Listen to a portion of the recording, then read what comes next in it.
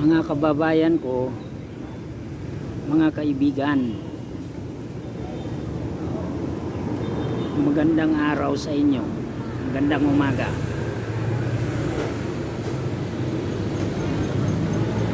Ang video natin ngayon ay tungkol sa August 30. Makikita natin sa kalawakan ang tinatawag natin na blue moon, malaki.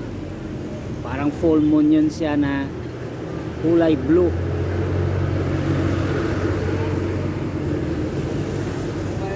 Ibabalita ko sa inyo kung ano ang pahiwatig nito. Itong blue moon na ito, kung ano ang ibig sabihin. Unang-una, ang ibig sabihin nito, maraming problema. Tuloy-tuloy na mga problema. Ibig sabihin, hindi maaalis yung mga problema na yun. Ang ibig sabihin ng blue moon na malaki na yan.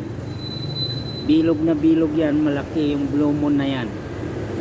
Yan ang ibig sabihin, una. Pangalawa, ibig sabihin, kahit yung mga ganit, mga matakaw sa buhay nila, makakatikim sila ng mga problema.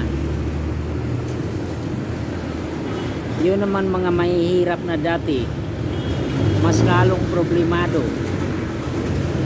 At yung mga pinuno ng mga malalaking bansa, lahat ng sasabihin nila ay hindi totoo. Kaya mga kaibigan,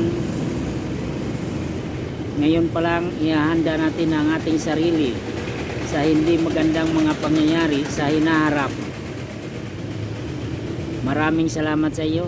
God bless. Sana naman mga kaibigan, subscribe naman kayo sa akin.